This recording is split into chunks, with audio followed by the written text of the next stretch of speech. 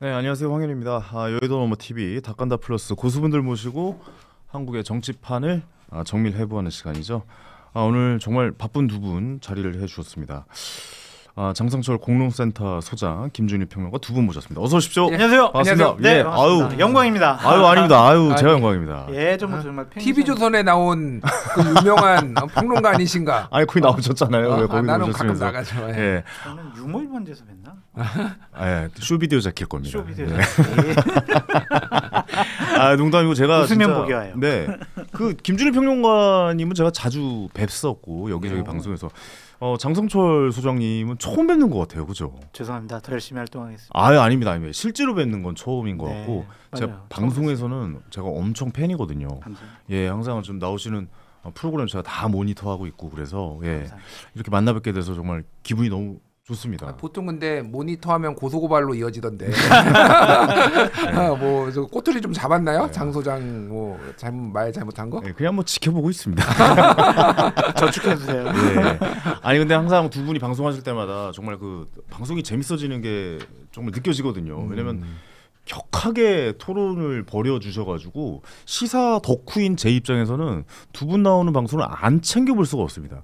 그런 지점에서 한번 제가 요즘 시사를 하면서 좀 느끼는 게 이게 하면서 약간 좀 스트레스를 받을 때가 있더라고요. 어느 지점이에요? 그러니까 어느 한쪽, 그러니까 저는 중심을 잡고 이야기를 하려고 노력을 하는데 어느 한쪽에 약간 좀 듣기 불편한 얘기를 하면 굉장히 목소리가 커지더라고요, 그쪽에. 그러니까 그렇다고 해서 또 다른 데 하면 또 다른 데서 목소리가 커지고. 댓글에 네. 황현이 좌파냐?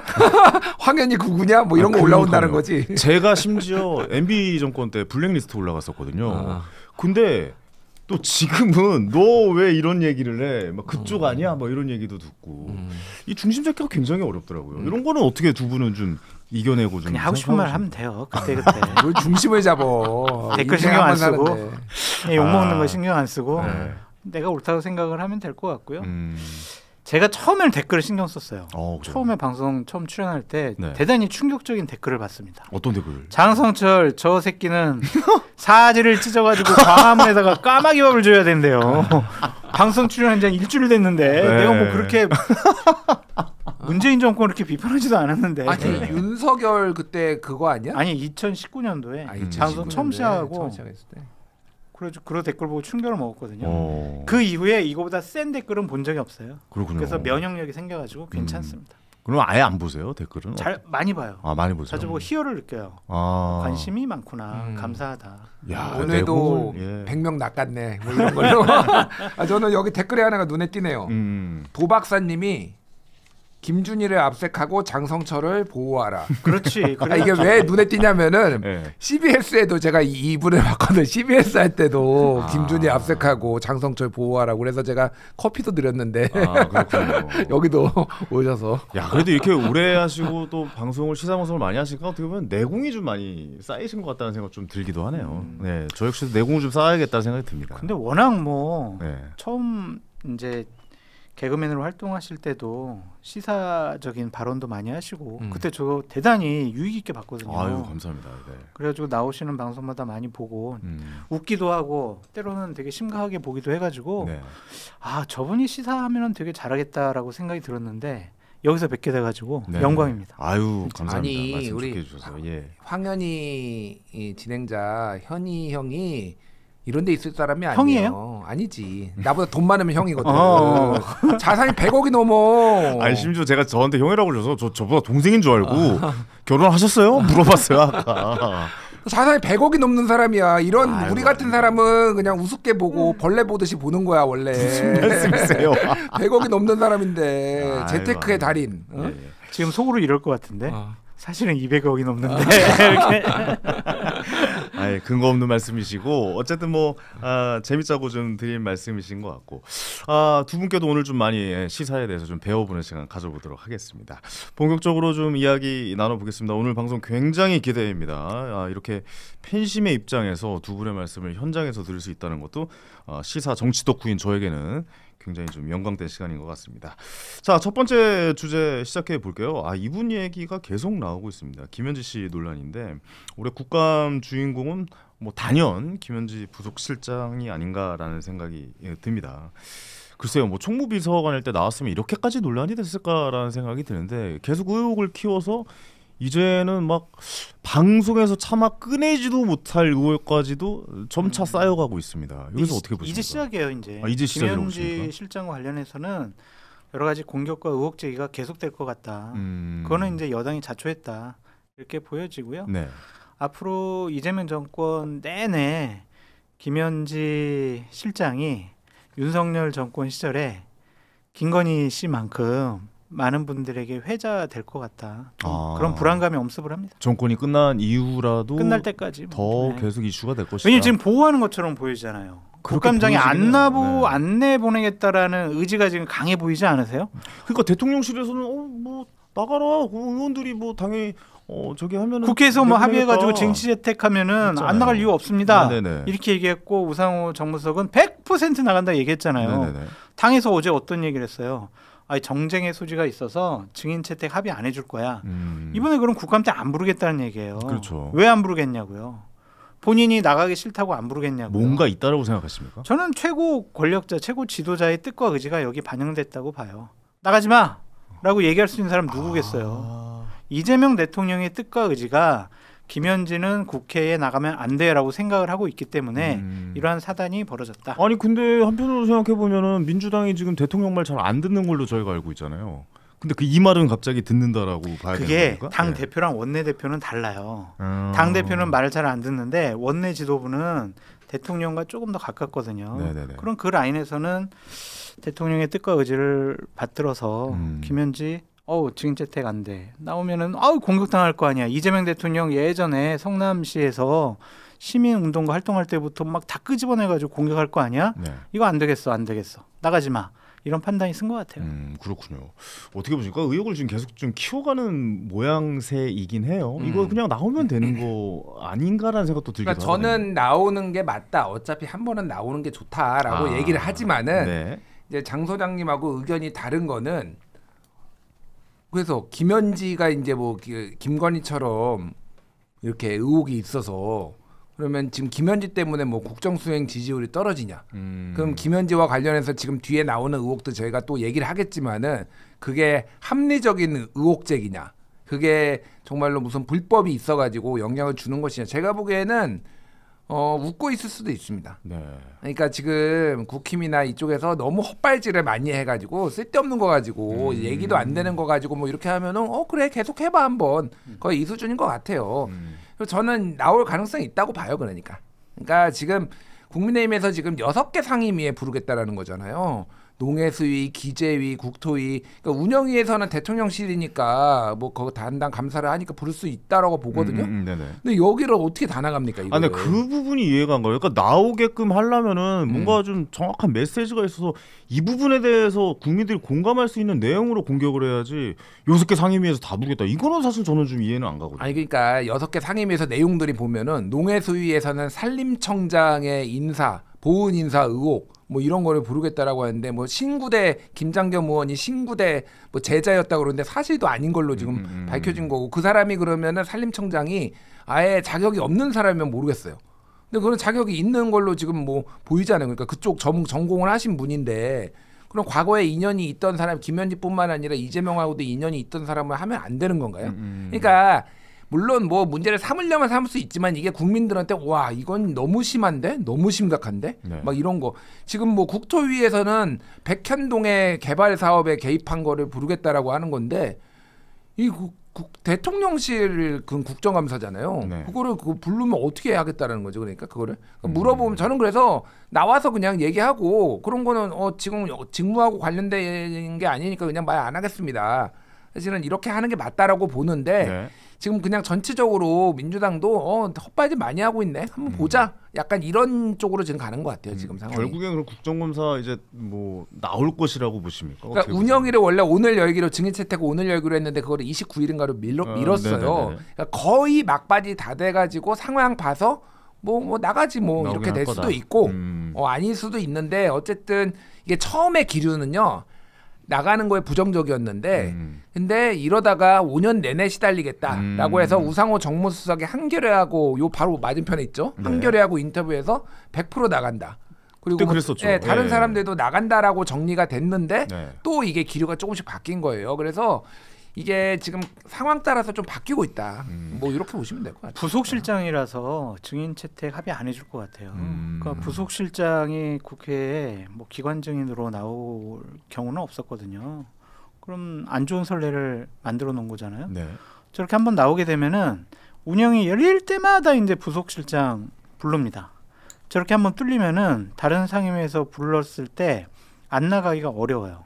그래서 저는 원천적으로 안 나가고 못 나가게 하려고 막고 있는 것이다. 네. 그렇게 보여져요. 저도 그 생각은 했어요. 뭐 100% 나갈 것이다라고 했지만 그것도 이제 결국 의원들 국회의원한테 넘긴 거잖아요. 넘기고 나서 네. 아유 허락해주면 나가겠다고 하는데 허락을 안 해주고 있으니 이게 나올지 안 나올지에 대해서 생각이 계속 되는데 뭐 김준일 평론가께서는 좀 나오신다라고 얘기를 했거든요.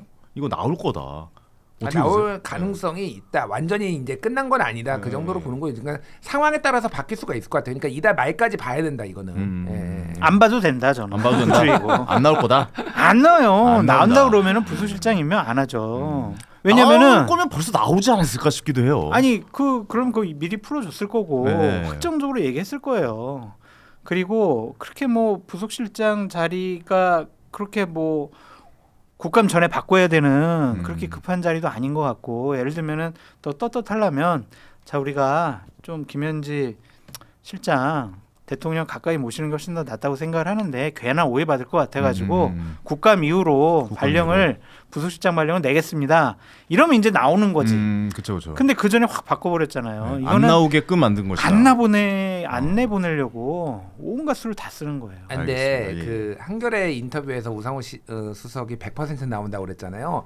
한겨레 인터뷰가 2번에 걸쳐서 이루어졌어요. 그때 뭐라고 했냐면은 제가 한겨레 쪽에 예를 들어보니까 처음에 우상호 수석이 김현지 안 나올 수도 있다 여러 가지 사정으로 인해 네. 그렇게 얘기를 했어요. 근데 그게 사정을 얘기를 안 해줬는데 알고 보니 그게 부속실장 인사였어요. 그렇죠. 그럼 부속실장으로 가면은 안 나오니까 우상호 수석이 그렇게 얘기를 했는데 전화로 보강 인터뷰를 했어요. 취재를 인터뷰를 해가지고 그 기사가 나온 거예요. 부속실장으로 인사가 난 다음에 얘기를 한 거예요. 100% 나간다고 우상호가. 네. 그러니까 무슨 얘기냐면은 이거를 정무적으로는 나가서 그냥 푸는 게 낫겠다라는 게 대통령실의 기류였다라는 거예요. 그런데 물론 또 바뀔 수 있습니다. 네. 근데 그거를 부속실장을 냈기 때문에 안 나간다라는 건 아니었다라는 거예요. 그러니까 지금 그때 그 우상호 얘기나 저렇게 순진해 진짜 사람이 저렇게 순진해가지고 그럽니다. 제보 받았습니다 저는. 뭡니까? 무슨 또 제보입니까? 우상호 수석이 그런 인터뷰를 하고 나서 네. 김현지 실장으로부터 대단히 뭐라고 혼났습니다. 왜요? 아니 내가 안 나갈 건데 왜 나간다고 100% 얘기하냐고. 수석님 지금 책임져야 될 당신 그 자리 있을 거야 막 이러면서 혼났다라는 제보를 받았습니다. 그 억양과 그 톤이 맞습니까? 제보를 받은 거니까 너무 뭐 깊이 확인하려고 하지 마십시오 지금.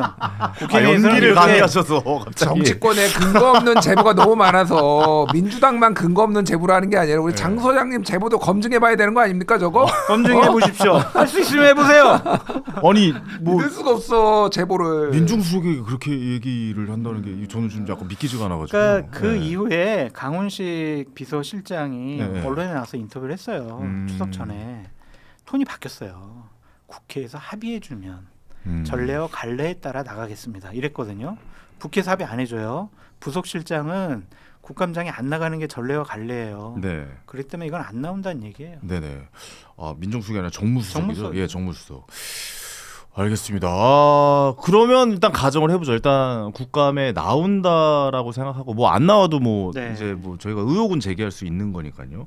의혹에 대해서 좀 이야기를 좀 디테일하게 들어가서 좀 해보면 일단 주진우 의원이 이화영 전 부지사 변호인이 김현지 부속실장의 질책을 받고 방금 아까 연기하셨던 것처럼 누군가의 질책을 받고 사임했다라는 주장을 제기했습니다. 이화영 전 부지사 변호인인 설주한 변호사가 소통한 것은 사실이라고 인정을 했고요. 이화영 전 부지사 측의 부인은 어떻게 봐야 되는 것입니까? 그러면 이건 문제 안 돼요. 예. 저도 이제 보좌관 생활을 해봤거든요. 네. 그러면은 대표와 관련된 여러 가지 법정 다툼과 관련해서 실무적으로 제가 변호사들이랑 상의를 했어요.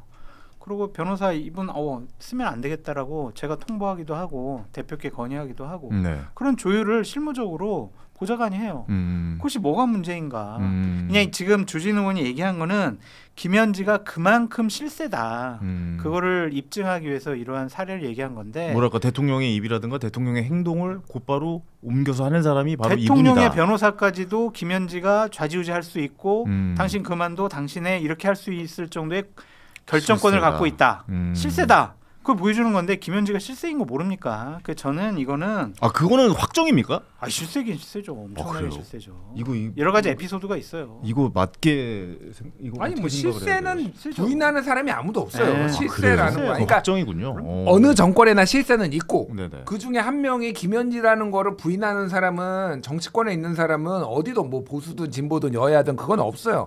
실세가 죄는 아니잖아요. 그러니까 네네네. 실세가 죄는 아니죠. 네, 실세가 죄는 아니니까 불법적인 일을 했느냐 안 했느냐라는 건데 일단 주진우 의원 요거는 조금 정확하게 정정을 하자면은 주진우 의원이 이 질책을 김현지가 질책 그 설주환을 질책했다라고 한 게 아니라 박상용 검사가 나와가지고 제가 전에 듣기로는 네. 김현지랑 제가 소통한 적은 없지만은 설주환 변호사가 김현지한테 질책을 받아가지고 그만뒀다라고 들었습니다라고 검사가 얘기를 한 거예요. 그러니까 이거는 네. 주진우가 물어보고 네. 그런 거고 설주환은 뭐라고 했냐면은 질책이라고 하긴 좀 그렇고 소통을 한 거는 사실이다. 설주환이 그렇게 얘기를 했고 그러니까 김현지가 예를 들면은 검찰의 회유에 협조하라고 했냐라고 물어보니 나는 그런 사실 없고 난 그런 오해받기 싫어서 이화영의 변호사를 사임하겠다라고 나왔다라는 게 설주환이 얘기를 한 거예요. 그러니까 제가 말씀드리는 거는 장성철 소장님하고 비슷한데 김현지는 그 보좌관이에요. 그 저기 이재명 의원의 보좌관이에요. 오래 그랬었죠. 전부터 예, 이제 예. 뭐 다른 직책이 여러 가지가 있었지만은 당 대표가 됐을 때도 가장 측근이면은 이재명의 그 재판과 관련된 거를 챙기는 게 왜 문제죠?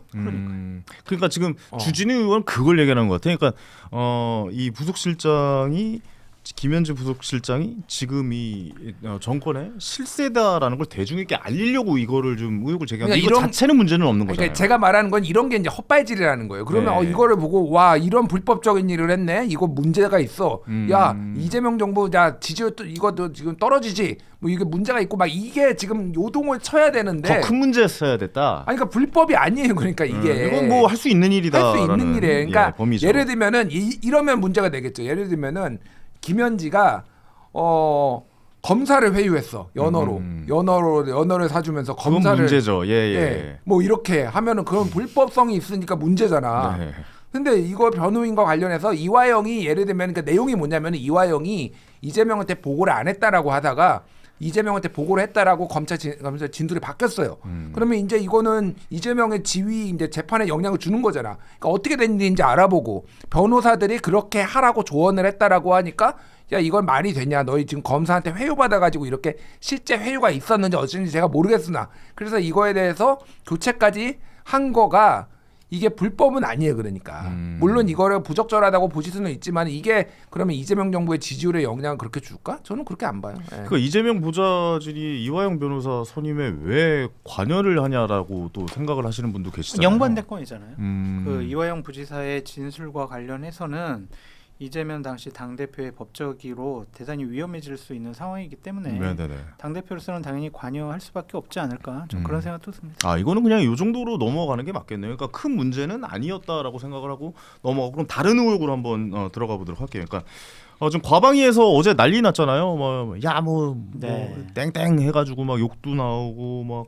전화번호 막 공개하고 내용 공개해가지고 막 이런 내용도 있었고 막 멱살을 잡았느니 뭐 이런 얘기까지 나오는데 국민의힘 박정훈 의원은 김현지 부속실장에 대해서 경기 동부연합과 관련이 있다라고 일단 주장을 했는데 여기에 오전에 얘기했더니 오후에 바로 문자를 던지면서 박정훈 의원이 거기에 좀 낚였어요. 네. 그래가지고 모든 이슈를 다 줍고 그렇죠. 그냥 욕한 걸로 마무리가 되고 있는 상황. 새끼만 나왔죠. 예. 새끼만. 그러니까 감정을 좀 잘 못 다스린 결과가 됐는데. 근데 이거 문제 제기하는 게 뭐가 문제일까 좀 그런 생각이 들어요. 그러니까 2010년도 얘기잖아요. 15년이나 지난 얘기란 말이에요. 네네. 그러니까 문제를 삼으려면은 김현지가 아직도 경기 동부연합 옛날 통진단 세력과 긴밀하게 논의를 하고 있다. 예를 들면은 제보를 받은 거예요. 김현지가 총무비서관 가기 전에 경기 동부연합 사람들 다 모아놓고 야 내가 이제 총무비서관 가고 내가 실세가 되니까 그동안 우리가 말이야 2010년도서부터 우정을 나눴던 거 내가 한번 이재명 정권 하에서 내가 한번 실현시켜 볼게. 너희들 걱정하지 말고 어디 가고 싶어? 내가 다 보내줄게. 이런 게 나오면은 문제지. 근데 이제 2010년도에 알고 지냈다, 뭐 여러 가지로 논의를 했다. 그러니까 김현진은 북한과 내통하는 사람 의심해 볼 수밖에 없다. 이렇게 몰고 가는 거는 상당히 좀 무리가 있지 않냐 그런 생각이 좀 듭니다. 네네.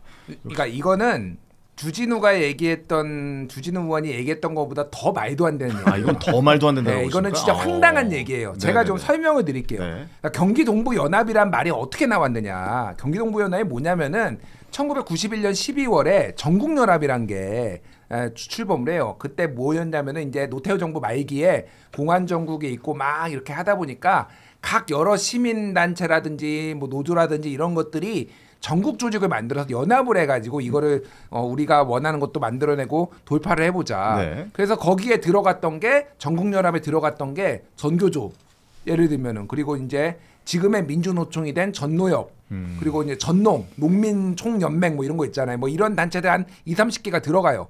근데 이런 직능 단체뿐만이 아니라 지역별로도 그냥 활동하는 사람이 있잖아요. 네. 그래서 그 지역별로도 이렇게 조직을 만들어요. 그러니까 느슨한 조직이죠. 그게 예를 들면 서울연합, 광주 전남연합, 울산연합, 인천연합, 경기 동부연합, 예를 들면 경기 남부연합 이런 식으로 있는 거예요. 그러니까 경기 동부연합이 뭐냐 그러면은 그 경기도 광주, 뭐 이제 하남, 성남 이쪽에 경기도 동쪽에 있는 사람들의 그 지역에서 활동하던 사람들이 경기 동부연합인 거예요. 근데 경기 동부연합이 왜 이제 주목을 받았느냐? 우리나라의 그 전국연합에서 가장 힘이 센 게 울산연합, 광주 전남연합, 인천연합, 경기 동부연합 이런 것들이 있는 거예요. 여러 개가 있지만은 네네네. 경기 동부연합은 거기는 외대 용인 캠퍼스, 소위 말하는 외대 용인 캠퍼스들이 꽉 잡았어요. 근데 외대 용인 캠퍼스에 누가 있냐? 82학번에 총학생회장을 지낸 이석기가 여기에 약간 그거예요. 그렇군요. 좌장격인 뭐 이런 느낌이에요. 그러니까. 근데 이석기가 소위 말하는 통진당 내란 사건으로 그렇죠. 이렇게 이제 의원직에 정확하게는 내란 예비혼모였다가 나중에 내란 선동으로 바뀌었는데 7년형을 받았잖아요. 네. 그런데 경기 동부연합은 아까 얘기했지만은 이 지역에서 활동한 사람은 다 경기 동부연합이라 한 거예요. 그게 네네네. 나중에 전국연합이 해체되고 나서도 그 사람들을 경기 동부연합에 부르고 상당수가 이석기랑 가까운 사람도 있고 있는데 그렇다고 이 모든 사람이 다 그러면 종북이고 주사파냐?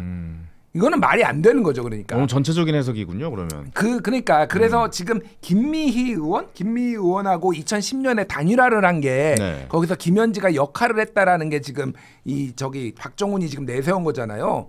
단일화하면은 종북인가요? 김미희는 그리고 당시에는 통합진보당이 아니라 민주노동당이었어요. 통합진보당은 2011년에 만들었고 그때는 민주노동당이었어요. 그러니까 민주노동당의 김미애 후보랑 자기들끼리 2, 3등이니까 합쳐가지고 1등하고 붙어보겠다라는 게 이게 거기에 가교 역할을 한 게 김현지가 이게 무슨 불법이고 이게 경기동부연합하고 뭔 상관이에요. 그러니까 말도 안 되는 얘기예요. 그러니까 이게 논리가 만약에 문제가 종북 주사파면은요. 국민의힘 박정훈 의원은 내란 세력이에요. 왜냐하면 내란 수계가 있는 윤석열이 몸담은 정당이잖아요. 저는 그렇게 생각 안 하지만 이 논리대로라면은 한동훈도 내란 세력이고 다 내란 세력이요. 그러면은 말도 안 되는 지금 이거를 가져온 거다 지금. 그러니까 이게 김현지 부속실장을 이제 내세우려면은, 그러니까 국감으로 부르려면은 뭔가 의혹 제기가 좀 제대로 돼야 되는데 지금 봤을 때는 그냥. 두 분 말씀만 들어보면은 일단 그냥 지금 뭐 저는 진행자로서 두 분 말씀만 이제 들리니까요. 저한테는 봤을 때는 뭔가 명확한 뭔가는 지금 없는 것 같아요. 정확하게 좀 제시해 줘야 될 것 같긴 한데. 그러니까 권력 공동체, 네. 경제 공동체 네네. 이런 식으로 해서 범죄 공동체 누구랑 이재명 대통령하고 네. 이제 김현지 실장이 범죄 공동체다 이런 식으로 이제 몰고 나가는 거죠. 그러니까 실세인 거를 인정해라. 약간 요 정도에서 끝나는 것 같아요. 좀 억지를 좀 많이 쓰는 것 같다. 좀 그런 생각이 드네요. 알겠습니다. 요 이야기는 여기서 이제 넘어가겠고 일단 뭐 국감에 이제 증인 출석을 하는지 안 하는지 뭐 증인이든지 뭐 참고인이든지 제 말이 맞아요. 볼 것도 없어요. 안 나온다. 안 나와요. 아니 근데 저 아무것도 없으면 나오는 게 낫잖아요. 김현지가 안 나오면은 네. 저도 이제 이 여의도 너머에 닭간다 플러스에 안 나오겠습니다. 근데 그건 저희가 너무 나오셔야죠. 내가 내가 보기에는 그러니까 안 나올 수도 있는데 이게 국힘에 말리는 걸 수도 있어요. 그러니까 무슨 얘기냐면은 사실은 지금 이재명 정부의 문제점이 여러 개가 지금 노출되고 있잖아요. 예를 들면은 대표적인 게 이제 캄보디아 이 우리 지금 감금 사건에 있어서 윤석열 정부 때부터 문제가 있어요. 사실은 그때 외사국을 1,100명이 있는 걸 다 해체해버려가지고 50명에서 외사 관리가 안 되고 그러니까 외국에서 일어나는 범죄에 대해서 막 이런 것도 있는데 기본적으로 이재명 정부가 책임이 져야 되는데 모든 이슈가 다 김현지로 감으로 인해서 오히려 다른 실정들이나 문제들이 주목을 못 받고 있어 솔직히. 네네네네. 그런데 어느 게 근데 막상 제가 얘기했잖아요. 별거 없다고 지금. 이게 지금 국힘이 내가 보기에는 전략적으로 말리는 걸 수도 있다. 오히려 이재명 정부에 지금 잘못되고 있는 거를 지적을 하는 게 오히려 맞는데 지금 다들 이게 신난 거야 지금. 막 이쪽에서는 뭐 김현지가 현지 처다 뭐 이런 얘기하고 있고 간첩이다 얘기하고 있고 근데 근거는 아무것도 없고 그러니까 이런 거 막 갖고 오는 거기에 지지층들 부응한다고 지금 주진우나 지금 박정훈이나 이런 거 가져오는 거거든요. 하나도 도움이 안 된다 내가 보기에는. 이건 자기 몇몇의 그 극우 유튜버들이 떠드는 얘기에 거기에 부응하는 얘기예요 이게. 그러니까 중도층이 움직일 수 있는 사안이 아니라니까 이게 지금 말리고 있는 거라니까. 그러니까 여기가 결국 의혹을 제기하려면 많은 분들이 좀 공감하고 아 저건 진짜 궁금한데 저건 좀 한번 데려다가 얘기를 들어봐야지 저기 뭐야라고 생각하는 부분을 찔러야 되는데 전혀 그런 건 없고 의혹만 눈덩이처럼 불려놓고 막상 들여다보니 알맹이는 없었다. 뭐 이 정도로 좀 정리할 수 있을 것 같습니다. 어쨌든 뭐 나올지 안 나올지 모르겠는데 국민들이 원하면 나오긴 나와야 된다라고 생각하지만 그러기에는 국민의힘이 제시하는 게 별거 없다. 예, 그렇게 좀 정리가 될 것 같긴 합니다. 자, 국감 얘기 좀 계속 이어가 볼게요. 지난 13일과 오늘 법사위 대법원 국감 열렸는데 오히려 법사위가 좀 조용하긴 하네요. 네, 조희대 대법원장 증인 출석 논란. 자, 결국에 출석까지 했는데 뭐 특별히 뭐 답변을 하거나 그러진 않았던 걸로 보여요. 여기 대해서 네 어떻게 보시는지 궁금해요. 잘하셨어요. 재판을 하는 대법원장의 입장에서 이재명 대통령, 이재명 대표와 관련된 재판의 합의 과정 그리고 재판 판결의 결과 그것과 관련해서 얘기하면 안 돼요.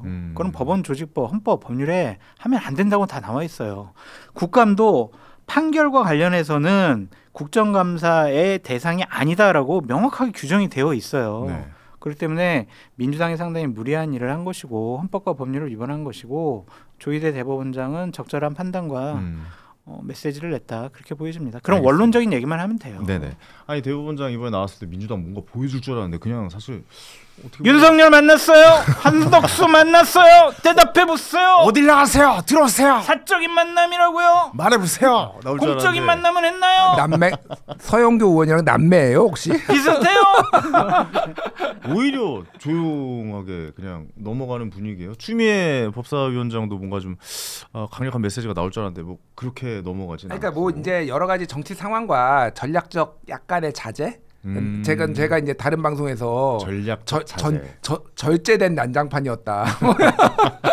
뜨거운 아이스 아메리카노 뭐 이런 느낌이었는데, 네. 그러니까 이게 지금 용산 대통령실에서 당에 대해서 노골적으로 사실은 불만들을 터뜨렸어요. 제가 보기에는 이 정도도 얘기했는데 못 알아먹어 거의 그 수준이에요. 우상호 정무수석이 KBS 전격 시사 나와가지고 뭐라고 했냐면은 이재명 대통령이 당이 왜 이런 결정을 했는지 내가 잘 모르겠는데? 그러면서 물어본다라는 거예요.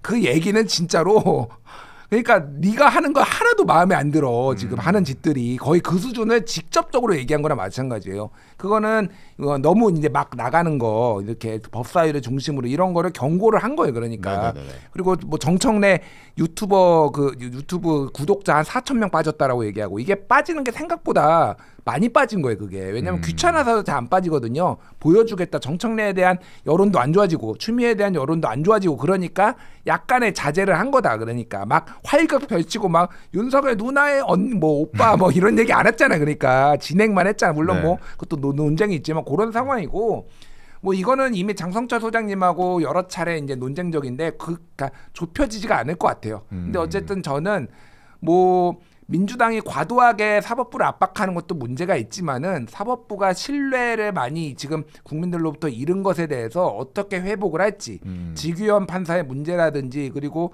사실상의 정치 개입을 했다라는 이런 의혹에 대해서 그거를 재판을 얘기하는 게 아니라 그 과정에 대해서 좀 설명이 필요하다라고 보는데 그거는 잘못된 거다라고 이제 말씀을 이제 장 소장님은 하시는 거고 뭐 그런 상황인 것 같아요. 어떻게 아니, 저는 제 생각보다 네네네. 법원 조직법에 그런 재판의 합의 과정 이것도 얘기하면 안 된다고 나와 있어요. 법원 조직법 제65조 합의의 비공개 제도. 저는 법을 가지고 얘기하는 거예요. 저도 그냥 궁금하죠. 알았으면 좋겠어요. 근데 법에서 하지 말라고 하는 것을 한다라면 공직자는 탄핵의 대상이 될 수 있습니다. 이거 공개하면요 아마 민주당이 야, 잘 걸렸다. 법률 위반했지. 탄핵하자. 이렇게 나올 수도 있어요. 그래서 어떤 판결과 재판과 관련해서는 얘기하면 안 될 것 같고 이게 맞다라고 그러면 국민의힘에서 자 이재명 공직선거법과 관련해 가지고 자 1심에서는 유죄했다. 2심에서 무죄. 왜 1심과 2심 판결이 왜 달라? 1심에서 2년 4개월 걸렸지. 너희들 합의 과정 이거 이상한데 너 1심 판사 2심 판사 다 그 국정감사장에 나와. 이렇게 얘기하면 어떡할 거예요. 민주당이 그건 아닌데? 라고 어떻게 얘기할 거냐고요. 그래서 저는 법을 지키자. 제도와 시스템을 인정하자. 그렇게 말씀드리는 거예요. 네. 알겠습니다. 그렇게 시끄럽게 좀 이야기를 하다가 지금 이렇게 넘어가는 거 보면 어떻게 이 문제는 좀 이렇게 일단락되고 넘어가는 겁니까? 어떻게 보십니까? 오늘 이제 네. 대법원 그 있잖아요. 현장 감사. 현장 감사. 네. 그러니까 제가 보기에는 어쨌든 민주당의 분위기를 보면은 지금 그렇게 걸고 넘어지지 않을 것 같아요. 확전을 원하지 않아요. 예, 이 사안에 대해서 그래요. 그렇다고 또 지금까지 벌려놓은 것도 있고 또 뭐 강성 열성 지지층들의 목소리도 있고 하니 이 정도를 하고 좀 더 법적인 부분에 이를테면은 사법 개혁 뭐 이런 쪽으로 좀 방향을 트이지 않을까. 네. 저도 그렇게 봐요. 예. 옳으신 말이에요. 네. 예. 더 이상 시끄럽게 안 할 것 같고 조희대 대법원장에 대한 사퇴라든지 다른 의혹 제기들은 이제 네. 좀 자제할 것 같다. 그런 생각이 알겠습니다. 듭니다. 두 분의 의견은 일치하는 부분이 생각보다 많아요. 상당히 많네요. 많아요. 네, 저는 두 분의 의견은 굉장히 원수입니다. 다를 거라고 생각했는데 근데 왜 원수예요? 두 분의 의견이 장성철과는 같은 하늘에서 살 수 없다. 아니 약간 계획적인 원수입니까? 이건 어떻게 되는 같은 거예요? 땅에서 살아. 같은 하늘을 네. 머리에 이고 살 수 없다. 옛날로 따지면 김건모와 신승훈 그 의도적으로 만들어낸 그 라이벌 관계 같은 느낌이. 저를 신승훈 해주세요. 내게 얼굴 그런 천재니까. 변명하지 마. 얼굴 천재니까. I believe. 알겠습니다. 입장 바꿔 생각을 해봐. 좀 네. 제발. 노래까지 할 줄 몰랐어요. 네. 잘 들었어요. 별거 다 해요. 오늘 오전에 바로 다음 주로 넘어가 볼 텐데요. 오늘 오전에 이제 부동산 관련 규제 정책이 발표가 됐습니다. 대출 규제와 서울 전 지역을 이제 규제 지역으로 묶는 고강도 부동산 정책이 발표가 됐죠. 어떻게 보셨습니까? 이번 정책 효과가 있을 거라고 보세요? 어떻습니까? 잘 모르겠어요. 저는 정책에 대해서는 잘 모르겠는데 네. 이러한 규제 일본도의 정책이 문재인 정권 하에서 24차례인가요? 계속 발표됐지만 맞아요. 예. 역대급으로 부동산 특히 서울 특정 지역의 집값은 상승했잖아요. 성공하지 못할 가능성이 있어 보여요. 그러니까 대출 규제하고 뭐 토지거래 허가 뭐 이런 것들을 통해 가지고 집값이 잡혔다라는 뭐 통계를 본 적이 없어요. 그래서 바람이 있다면 여기 집값은 좀 잡히고 저 일산 살거든요. 네. 저희 집값은 좀 폭등했으면 좋겠다. 그런 좀 생각이 듭니다. 방송을 되게 솔직하게 하시네요. 뭐 솔직하게 해야죠. 오우, 진심이 느껴지는 말씀이셨습니다. 거기 폭등 안 해요.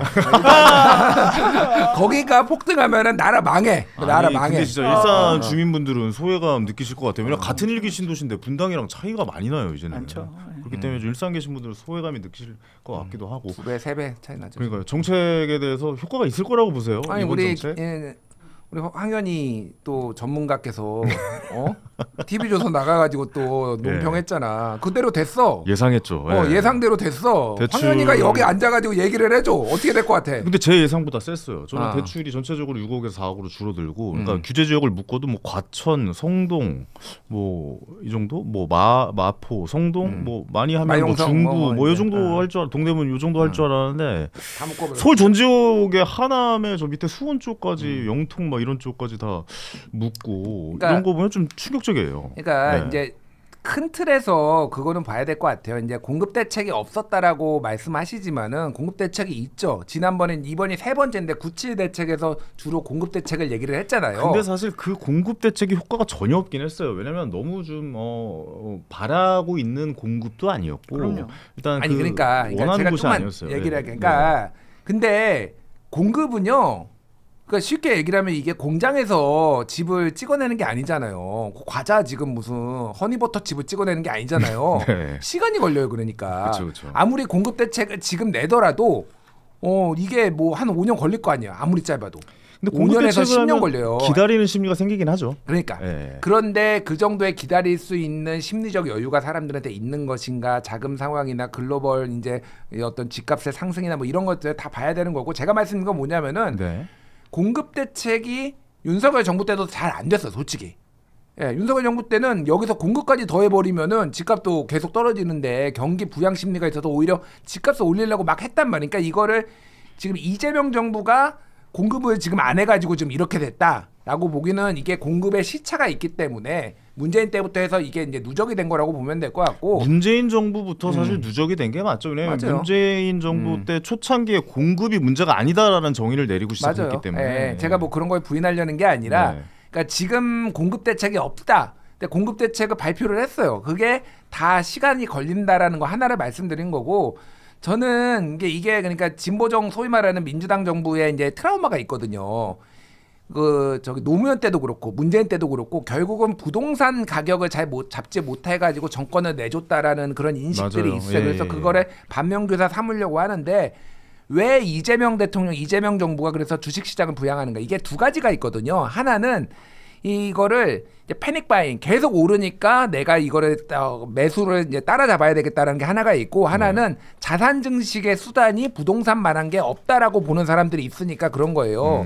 근데 지금 이재명 정부가 그래서 굉장히 초점을 맞추고 있고 지금 하는 게 지금 주식 부양이잖아요. 그래서 3,600 지금 코스피 찍었잖아요. 지금 속보로 들어왔는데요. 장중 최고점이 또 경신이 됐습니다. 3,650선이. 그러니까 제가 말씀드린 건 이게 문재인 정부 때하고 다를 거다. 네. 왜냐하면은 내가 부동산이 아니더라도 돈을 벌려고 하는 사람들의 목적에 있어서는 주식도 충분히 미장까지 포함해서 주식도 충분히 눈을 돌릴 만큼 지금에 있기 때문에 그런 압력들이 모든 게 다 돈이 지금 부동산으로 가지 않는다라는 거 하나.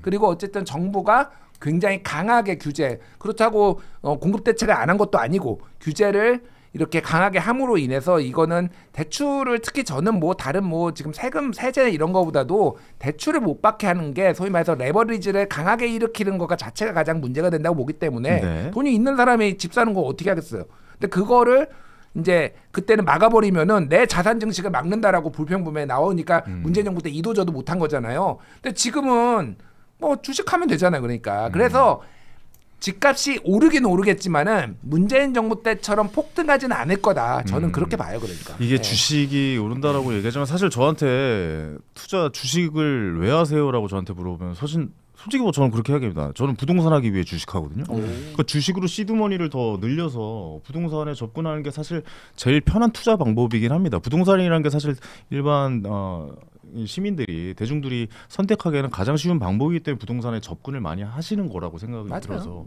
근데 이게 과연 이런 규제로 묶는 것은 맞는가라는 생각을 한번 해본다는 돈 많은 거죠. 사람들은 그냥 대출 안 받고 살 수 있잖아요. 근데 서민들은 사실 대출을 많이 받아야 집을 살 수가 있잖아요. 우리 애들 어떡하냐고요. 우리 애들 뭐 내년에 예를 들면 결혼을 하는데 그게 제일 문제예요. 신혼부부들 네. 지금. 예. 그럼 이제 서울에 이제 2억 대출을 한도 딱 막아놓잖아요. 그러면 어떻게 사냐고요. 살 수가 없어요. 서울 시민이 될 수가 없는 거예요. 그냥 아니 근데 난 진짜 궁금한 게, 장 소장님 결혼하자마자 집 샀어요? 그러면? 우리 때는 그냥 월세부터 시작했죠. 예. 근데 지금은 그때와 집값이 너무나 차이가 있어가지고. 그러니까 현실적인 거를 인정을 해야 되는 게, 이미 서울의 집값은 월급을 벌어가지고 이렇게 할 수 있는 게 아니에요. 그러니까 한 30년 벌어야 돼요. 근데 우리나라가, 저는 이게 서울의 집값이 더 오를 거라고 보는 이유가 뭐냐면은 높은 편이긴 한데 네.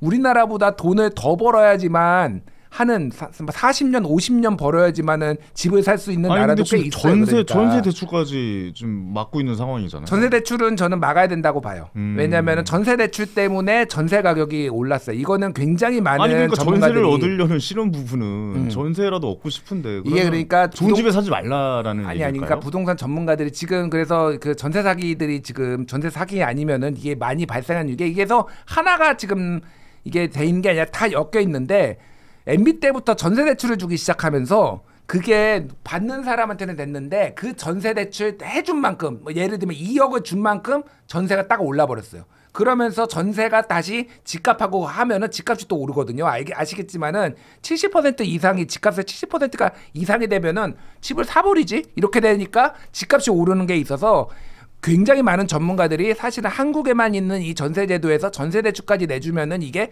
집값을 상승하는 게 통계적으로 나온다라는 거예요. 전세가 받쳐주면은 더 올라버리는 그렇죠. 거예요. 그러니까 이거를 규제가 필요하다라는 게 그 전문가들의 얘기예요. 근데 당장 그러면은 전세 대출 못 받으면 전세 어떻게 하느냐? 그건 정부가 해결할 문제는 맞아요. 그럼에도 불구하고 저는 전세 대출은 이게 좀 이렇게 많이 주는 거는 문제가 있다. 근데 아직은 주고 있어요 지금. 그러니까 구체적인 부동산 정책에 우리가 전문가들한테 맡기면 되고 이게 정치적인 파장이 어떻게 될 것이냐, 그리고 많은 국민들에게 어떤 느낌을 줄 거냐 이렇게 했는데도 집값이 내년에 안 잡혔어. 네. 서울 그러면은 이 지역의 민심은 어떻게 바뀔 거냐? 한 거지. 야 오세훈 손들어자. 야 이 정권 야 나쁘다 막 이럴 거냐? 아니면은 와 우리 집값 올랐네. 이재명 너무 감사하네. 민주당 밀어주자. 네. 어떻게 나올지는 지켜봐야 될 것 같고 저 중요한 거는 상대적인 박탈감 같아요. 저는 그냥 이렇게 월급 벌어가지고 어떻게 대출 받아가지고 빚 갚고 그래가지고 일산에 집 한 채가 있는 건데 가만히 있다 보면 언제 사셨어요? 거의 집. 2016년. 얼마 안 됐네요. 네, 이제 2016년에 상승기 바로 전에 아니, 집은 그 전에 샀는데 그 전에 지금 사셨구나. 사는 집. 지금 사는 집이요.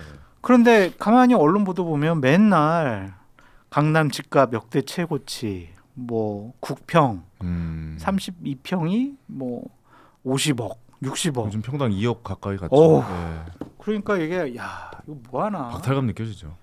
내가 그냥 일산에 안 살고 그냥 강남이나 여의도에 살았으면 나도 재산이 2, 30억 됐을 텐데 와 이거 어떻게 사나? 나는 그냥 서울 지역의 평균 집값 가격도 안 돼요. 저 일산에. 야 이건 어떻게 사나? 의욕상실이 생기더라고요. 이러한 국민적인 상대적인 박탈감, 의욕상실에 대해서 정부가 어떻게 해줄 것이냐 그런 점도 좀 맞아요. 지방에 정책적으로 지방에 살고 계신 분들도 마찬가지예요. 딴 나라 얘기예요. 이게. 열불나죠 사실. 저기만 저렇게 오르고 똑같은 그러니까 대한민국 저는 땅인데. 이게 장성철 소장님이 말씀하신 거에 충분히 공감을 하고 그거는 저도 마찬가지예요. 저도 이제 은평구에 사는데 혹시 강남 음마 아파트를 갖고 있는 거 아니에요? 음마를 샀어야 되는데 은평을 살아가지고 내가 이렇게 된 거야. 제 고향입니다 거기. 그러니까 제가 말하는 거는 누구나 다 박탈감이 있죠. 근데 그 박탈감을 그러면 모두에게 기회를 열어준다라고 했을 때 어떤 재앙적인 결과가 오는지는 문재인 정부 때 봤잖아요. 그러니까, 그러니까 그 욕망을 이 집으로 해결하려고 하는 거는 저는 굉장히 위험하다. 이제는 끝났다. 이 끝났다기보다는 그러니까 대출을 받아가지고 서로 다 이 욕망의 시장에 뛰어들어가고 했을 때 그게 파멸적인 결과가 문재인 정부 때 나타나가지고 더 모두가 불행해지는 결과가 나왔단 말이에요.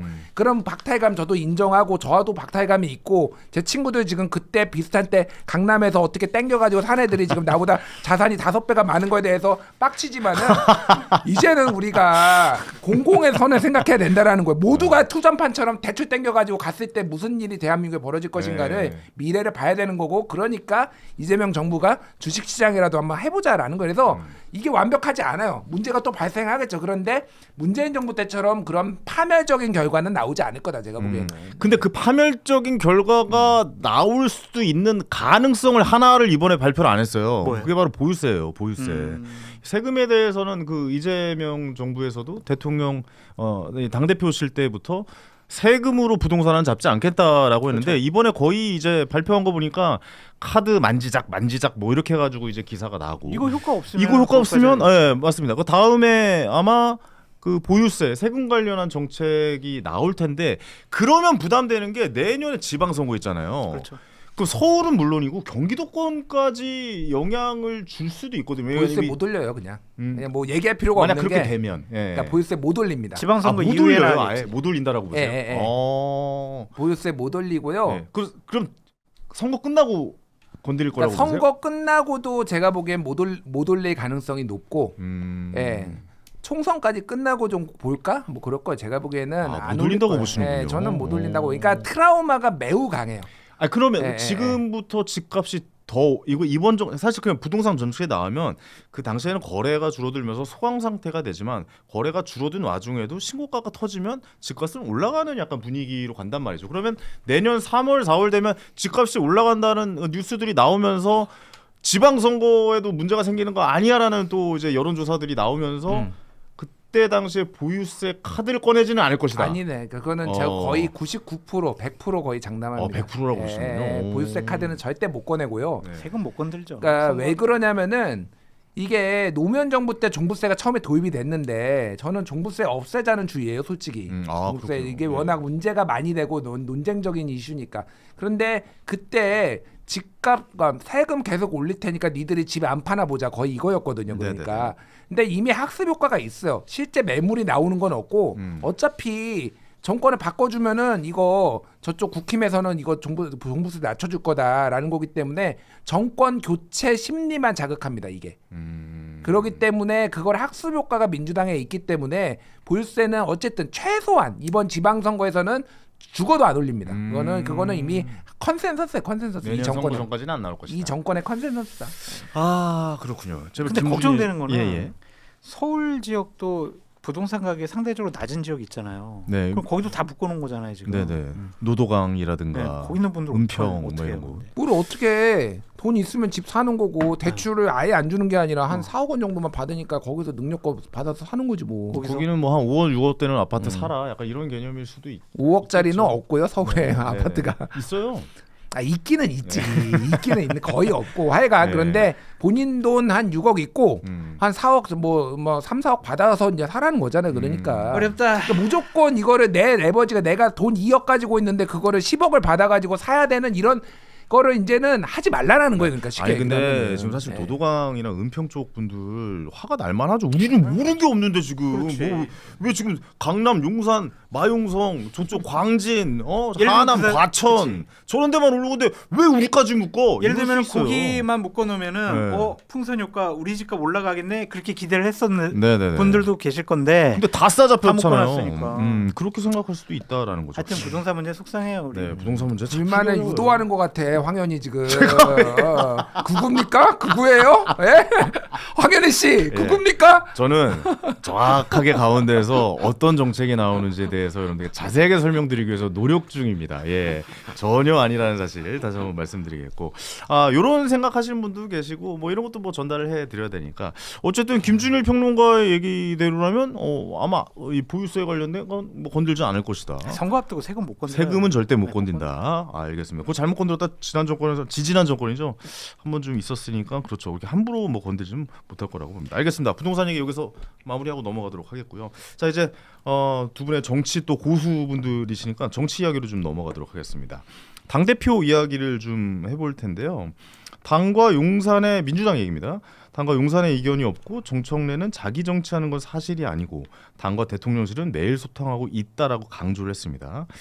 근데 이렇게 계속 의혹이 지금 계속 제기가 되고 있고 진짜 대통령실이랑 민주당이랑 사이가 안 좋은 거 아니야? 뭐 이런 이야기 나오고 있는데 요거 우리가 어떻게 받아들이면 자기네들이 좋을까요? 고백했잖아요. 네. 우상호 수석이 왜 당 이런 결정하는지 이재명 대통령이 물어봤다라고 하고 그 전에는 우상호 수석이 이거 내 말 아니야. 대통령 말이야. 이렇게까지 얘기를 했잖아요. 그런데 그런 얘기들이 쏙 들어가지 않고 계속 대통령실에서는 불만을 얘기하니까 네. 당과 대통령실 간에 불협화음이 있구나, 불화가 있구나, 뭔가 이견이 있구나, 갈등이 있구나, 분란이 있구나 얘기하는 거지. 자기네들끼리 사이 좋으면 우리가 왜 어떻게 그런 얘기를 해요? 그렇죠. 예. 자기네들이 자초한 거다라고 말씀을 드리고, 근데 추석 저 직전에 좀 분위기가 바뀌었어요. 정청래 대표가 조금 양념 쳐가지고 저급하게 표현하면 꼬리 내렸어. 쫄았대요. 아 그래요? 네. 대통령실 분위기가 심상치 아 않구나. 그래서 법사위도 좀 조용하게 넘어간 거예요 어제. 그게 맞는 것 같아요. 그래서 이거 이러다가 진짜 내가 죽겠구나. 나 그 정도예요? 그렇게 양념 조금 치면 그래가지고 네. 상당히 좀 톤다운이 많이 됐어요 지금. 네네네네. 그래서 당분간은 불협화음으로 보여지는 행동들을 안 할 가능성이 상당히 높아요. 본인 생명 연장을 위해서. 생명 연장은 유산균 마신다고 연장되는 게 아니잖아요. 정치적인 생명 연장은 권력자에게 개기지 않는 게 제 1순위예요. 그거를 본능적으로 정청래 대표가 감지를 했다. 네네. 그래서 당분간은 불협화음이라는 얘기가 나오지 않을 가능성이 높아 보인다. 대통령실의 의견이 많이 반영될 것이다. 진짜 너 죽을 수 있어. 이런 분위기를 감지한 거지. 그래서 이제 지금 공개적인 얘기가 잘 안 나오잖아요. 지금 정청래 대표. 맞아요. 그 분위기를 읽은 거예요. 지금 뭐 이제 국감은 좀 이렇게 뭐 격렬한 말이 나오거나 싸우는 거 보기 좋아 보지 않는다. 뭐 이 정도의 이야기만 나오고 있고. 본인 얘기 주장 같은 건 이제 안 하잖아요. 본인 주장은 안 개혁 나오고 더 해야 있죠. 된다 막 이런.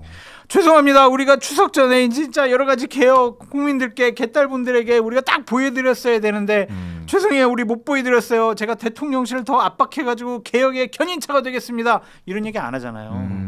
그럼 검찰 개혁이 마무리돼서 그런 걸 수도 있지 않나요? 아니 제도적인 것만 마무리가 됐지 네네. 세부적인 사항들은 좀 더 논의를 많이 해야 되잖아요. 네네네. 정청래 스타일은 대통령실에서 이렇게 얘기하지만 우리는 지지층만 바라보고 가겠습니다.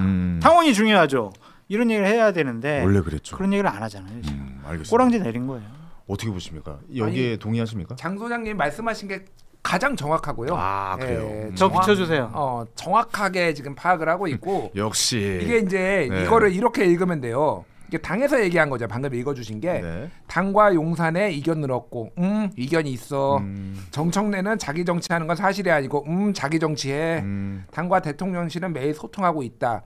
소통은 하는데 말은 안 통해. 뭐 그냥 이거, 얘기를 듣고만 있는 거군요. 예, 듣기만 하고 그렇게 생각한대요 하고 넘어가는 거군요. 이런 일이 있었는데 말했다시피 정청래 대표가 약간 뭐 쫄은 것도 있고 소위 말해서 그게 그러니까 조심하는 거지. 용산 대통령실의 그런 강경한 어떤 거에 약간의 긴장한 것도 있지만은 네. 지지층들이 심상치 않아요. 그러니까 소위 말해서 민주당 지지자들이 정청래 대표를 굉장히 비판하기 시작했어요. 그러니까 이미 그래요? 분화가 돼가지고 댓글들 보면은 왜 정청래는 자기 정치 해가지고 대통령이 지금 6개월도 안 돼서 본인의 정치를 지금 정책 개혁도 해야 되고 지금 해야 되는데 왜 도움이 안 돼? 정청래 진짜 꼴 보기 싫다 이런 댓글들이 민주당 쪽에 유튜브나 이런 데 꽤 많이 올라와요. 그러니까 위기감을 느낀 거죠. 아까 얘기했듯이 4,000명 이제 구독자 빠지고 막 이런 것들이 심상치가 않은 거예요. 그러니까 이게 잘못하면 본인이 원하는 이게 대권의 꿈 그러니까 정청래는 지금 지방선거 이기고 그 다음에 다시 당대표가 돼서 총선도 진두지휘하고 그 다음에 대권에 가는 게 꿈이거든요.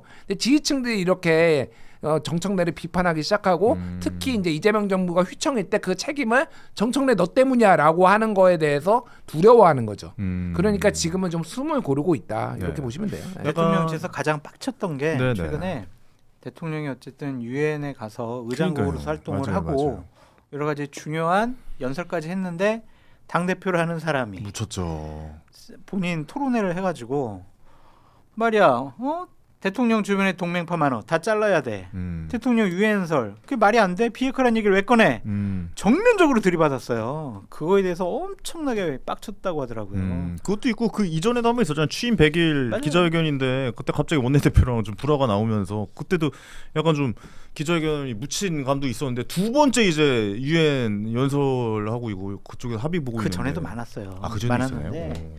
일단은 조심하고 눈치 보는 게 맞고 지금 이재명 대통령 시간이기 때문에 당이 여러 가지 얘기를 하고 협의를 하고 소통할 수는 있지만은 이겨 먹으려고 그러면 안 돼요.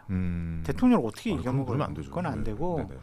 여러 가지로 좀 조심하는 것처럼 보이고 대통령한테도 이 정청래 대표가 이제 불만이 있는 거는 주례회동 해달라고 정례회동 해달라고요. 왜 나 안 만나주는 거예요. 그래서 대통령실에서 지금 반응이 없잖아요. 여러 가지로 이재명 대표의 체급이 커지는 것에 대해서 네.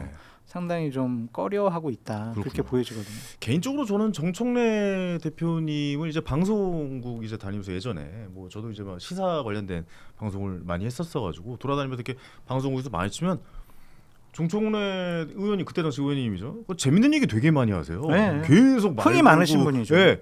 저 보자마자 저한테 막 농담하시고 막 이런 분이었는데 지금 보는 모습은 약간 달라지신 건가? 아니면 원래 저러신 건가? 막 저는 개인적으로 좀 그런 생각을 했거든요. 원래 그런 분인 것 같아요. 왜냐하면 사람이 권력을 잡았을 때 본인의 본심과 본성이 나온 거거든요. 정치적인 목적이 새로 생겼잖아요. 네네. 김준일 평론가님 말씀하신 것처럼 2030년 대통령의 꿈이에요. 그러면 자기 정치 해야죠. 그거 뭐라고 하는 거 아니에요. 정치인들 다 자기 정치 해야죠. 그럼요. 예. 그런데 지금은 집권 초기에 이재명 대통령을 이겨먹으려고 하는 모습들에 대해서 지지층들 사이에서는 불만이 있을 수 있죠. 알겠습니다. 자 그럼 여기에 이어서 그러면은 네. 원래보다 정청래 대표가 힘을 좀 세게 하지 않으면 대통령의 의중대로 뭐 이제 대통령실을 불러가지고 악수까지 시키고 여야 이제 협치가 좀 되나라고 우리가 생각을 했었잖아요. 그럼 그런 부분도 좀 이제 이루어질 수 있는 가능성이 열린 겁니까? 안 돼요. 그건 안 된다고 예, 보십니까? 안 돼요. 예. 그러니까 정청래 대표가 한 얘기 중에 어느 정도 우리가 귀담아 들을 필요가 있는 거는 그러니까 당이 일종의 이제 역할 분담론, 그러니까 당정관 역할 분담론을 얘기를 했거든요. 네네. 현실적으로 그거는 불가피해요. 그러니까 제가 보고 당정관 역할 분담 뭐냐면은 당은 조금 더 강성 지지층, 열성 당원들의 중심으로 해야 되는데 그들이 내란 세력인 국민의힘하고 협치하는 걸 원하지 않아요. 그러니까 정청래가 괜히 악수도 안 한다라고 얘기하고 뭐 이렇게 막 하는 데는 다 이유가 있는 거예요. 네네. 그래서 지금 국민의힘도 세게 나오고 있고 뭐 저 이제 뭐 장동혁 대표부터 이제 뭐 다 세게 나오고 있고 민주당도 땡큐네 저렇게 세게 나오면 우리가 협치까지 할 뻔했는데 어휴 큰일 날 뻔했네 협치 안 해도 되겠네 이제 이런 기류로 가는 거라서 당은 당대로 싸워주고 정부는 대신에 그런 사안이 있을 때 정부가 뭐를 하려고 할 때는 좀 더 스포트라이트를 잘 받게 뭐 이런 식으로 이제 가는 그렇게 될 거예요. 그러니까 이게. 알겠습니다. 대통령실이 너무 좀 묻히지 않게 민주당이 너무 세게 나가지는 않을 것이다라는 의견은 두 분 다 마찬가지일 것 같습니다. 자, 국민의힘 이야기를 해볼 텐데 장동혁 대표가 정의화 전 국회의장이 부정선거 윤 어게인 뭐 이런 거 결벌해라라고 조언을 해줬고 유승민, 이준석, 한동훈과 못할 이유가 없다. 같이 좀 해봐라라고 이야기를 하는데 이럴 가능성이 있습니까? 없어요. 없다라고 보십니까? 경쟁자라고 생각을 해요. 이들이 들어오면은 자기의 정치적인 역량과 영향력 그리고 포지션이 뭐 없어진다, 줄어든다, 축소된다 그렇게 생각하기 때문에 네네. 이렇게 안 해요. 근데 장동혁 대표 좀 약간 유연한 분이잖아요. 그러니까 여론이나 변신의 달인. 네. 근데 약간 뭐 예를 들어 형이 확정이 된다거나 뭐 그런 날을 기다렸다가 명분이 있어서 사과를 할 계획을 세운다거나 그러진 않습니까? 아니 뭐 그게 당연한 처사인데 합리적이고 상식적인 판단인데 네. 그렇게 되면은 장동혁 대표를 뒷받침하고 있는 그 극단적인 주장을 하는 유튜버들, 그 극단적인 주장에 동의하고 있는 국민의힘의 책임당원들이 장동혁 대표를 지지 않을 거예요. 본인들은 그것을 기반으로 해서 지금 차기 지도자 1등이 나온다고 생각을 하고 있거든요. 그래서 이분들과 함께하지는 않을 것 같다.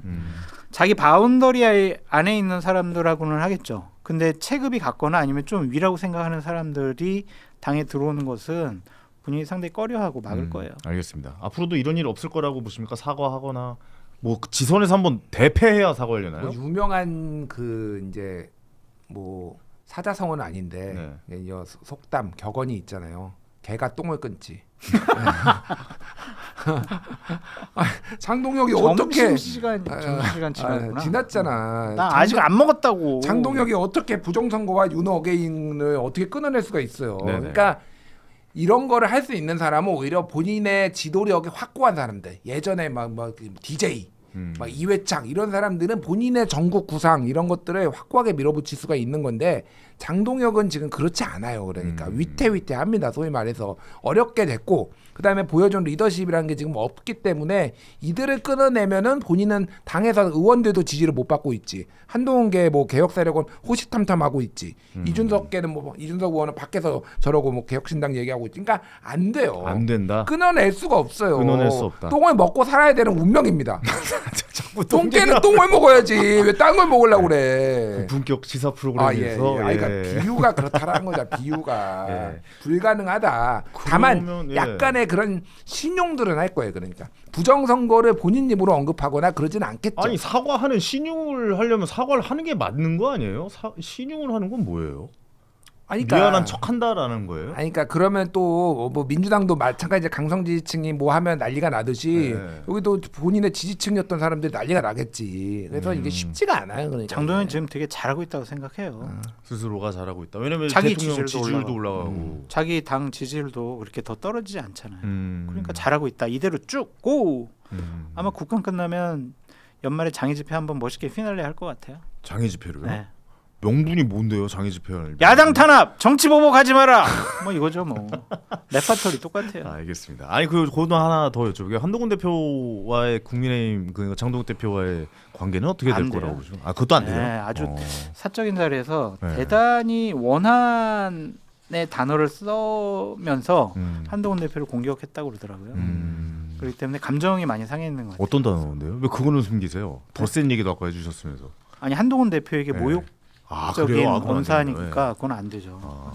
역시 한동훈 대표와 한동훈 전 대표와 장동혁 대표의 이 관계도 회복이 안 될 것이다라고 보십니까? 아니, 안 되죠. 당연히. 그러니까 당연히 가장 큰 라이벌을 한동훈이라고 보고 있기 때문에 뭐 나이도 이제 지금 50대 초중반 뭐 이런 거고 다만 이제 이게 한동훈을 견제하기 위해서 다른 세력들을 이용할 수는 있겠다.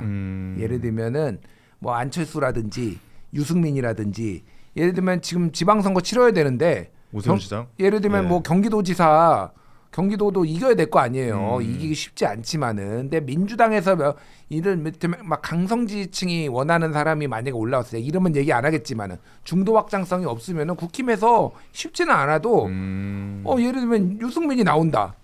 지난번 선거도 사실은 유승민이 나왔으면은 김은혜가 아니라 유승민이 나왔으면은 제가 보기엔 국힘이 이겼어요. 그래요. 예, 김동연 지사가 쉽지 왜냐면 그때는 대선 3개월 만에 치른 거잖아요. 근데 그 윤석열이 뻘짓해가지고 네. 8인 회동이 있는데 야 네가 나가 해가지고 유승민 찍어내고 그렇게 되면서 이게 된 거거든요.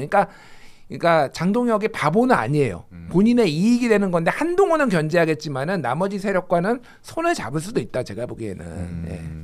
그렇지만 한동훈 전 대표의 한동훈은 안 관계는 돼. 동훈이는 안 돼. 동훈이는 안 돼. 절대 회복되지 안 않을 돼. 것이다. 입에 담지도 마. 히읗도 얘기하지 마. 예. 이렇게 얘기해서 죄송한데 갑자기 한동훈 전 대표가 이건 뭐 말도 안 될 수도 있는데 갑자기 그냥 우리 같이 해봅시다 이렇게 얘기할 가능성도 있습니까? 그래도 안 해요. 그래도 안 해요? 그래요? 한동훈도 그렇게 안 해. 에이, 왜 그래요? 막 이러면서 이렇게 그런 스타일이 아니에요. 전혀 아니에요. 그래요. 알겠습니다. 더 이야기하고 싶은데 시간이 벌써 다 됐어요. 네. 왜 이렇게 빨리 돈을 더 가죠? 줘. 더 뽑아내고 싶으면 돈을 더 줘. 저도 별로 못 받아서 많이 못 드려요.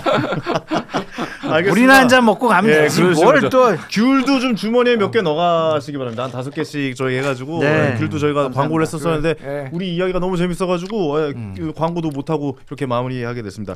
이 두 분은 2주 뒤에 다시 모셔보고 현안에 대해서 즐겁게 또 왜 우리를 못 믿어요? 왜요? 왜 2주 후에 부른다고 그래요? 네? 다음 주에는 예정된 스케줄이 있어요. 예. 그러니까 그 사람이 더 좋다는 얘기야 지금? 아니요, 그분도 뵈야 되고 우리 두 분도 꼭 뵈야 되기 때문에 그분이 더 훌륭해. 그리고 그건 맞는 말이네. 여기 채널이 제게 아니에요. 그 저기 하시는 분이 계시니까 그분에게 말씀하실 겁니다. 저희는 여기서 인사드리고 두 분과는 2주 후에 다시 뵙도록 하겠습니다. 두 분 감사합니다. 감사합니다. 고맙습니다.